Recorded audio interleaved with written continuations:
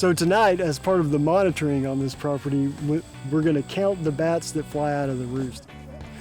Well, we're on a farm in Wilson County, Tennessee, and we have artificial Indiana bat roosts out here that we installed in the winter of 2019, early spring of 2020.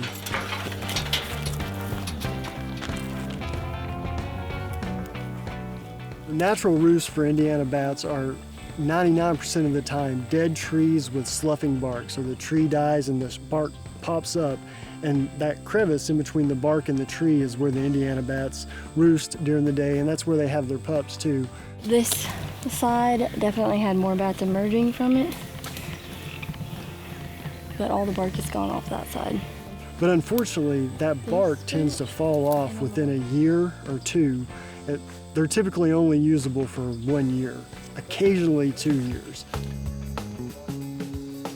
These artificial roosts that we've set up, we hope that they can last 10 years and maybe even longer.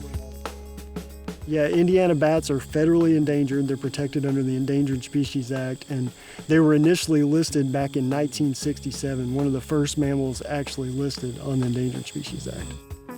We selected this location because back in 2013, 14, and 15, we tracked Indiana bats on their spring migration from a cave in right outside of Sparta, and they selected dead trees on this farm as maternity colonies.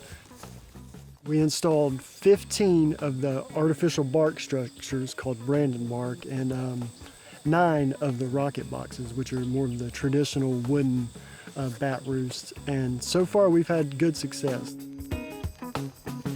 These artificial roosts, they also allow us the opportunity to do research. And then this is a guano catcher. So as bats use the roost, when they defecate, this catches their feces. We collect it to look at different species and then potentially what their diet is.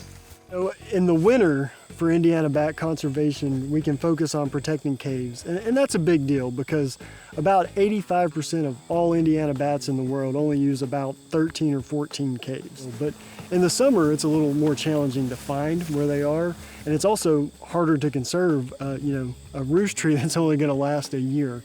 So hopefully by having these up, even if they're only used in the spring and the fall as a secondary roost, it's going to help the Indiana bats, and it's going to provide that roost tree consistently every year.